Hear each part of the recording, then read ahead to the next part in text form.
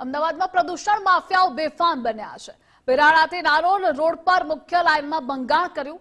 ભંગાણ કરી જાહેરમાં જ દૂષિત પાણી છોડવામાં આવે છે। પ્રદૂષિત પાણીના ટેન્કરો સીધા જ લાઇનમાં ખાલી કરે છે।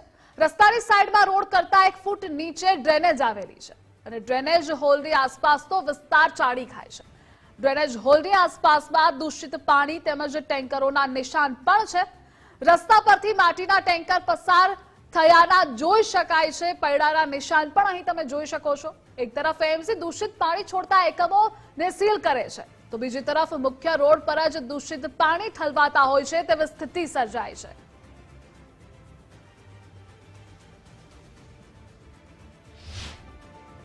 અમદાવાદ શહેરમાં કેમિકલ માફિયાઓ કેટલા બેફામ બન્યા છે તેનું ઉદાહરણ અમને તમને બતાવવા જઈ રહ્યા છે।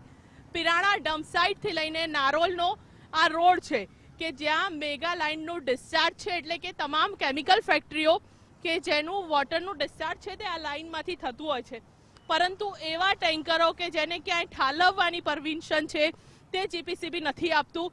તે ટેન્કર ચાલકો અહીંયા આવે છે। આપ જુઓ, આ બકાયદા એક ગટર બનાવવામાં આવી છે કે જ્યાં આવે અને તેનું દૂષિત પાણી છે તે અહીંયા ઠલવે છે।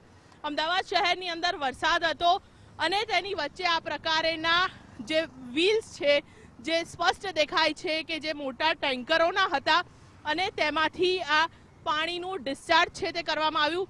આ વ્હીલના નિશાન એ બાબતની પ્રૂફ આપે છે કે અહીંયા આ પ્રકારે ડિસ્ચાર્જ છે જે દૂષિત પાણીનું તે સતત કરવામાં આવી રહ્યું છે।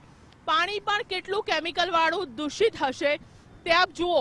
જે પ્રકારે કાળું પાણી છે તેના જોઈને જ ખબર પડી જાય કે આ કેમિકલ યુક્ત ઝેરી એસિડ વાળું પાણી છે જે અહીંયા ઠાલવવામાં આવે છે। અમદાવાદ મનપા દ્વારા 6 અલગ અલગ ટીમો બનાવવામાં આવી છે કે જેથી અમદાવાદ શહેરની અંદર આ પ્રકારના કોઈ ટેન્કરો ન પ્રવેશી શકે, પરંતુ તેની વચ્ચે આ પ્રકારના ટેન્કરો છે જે અમદાવાદ શહેરની અંદર આવે છે અને અમદાવાદની સાબરમતી નદી છે જેને દૂષિત કરે છે અને પાણી છે તે આમાંથી જ છોડાય છે।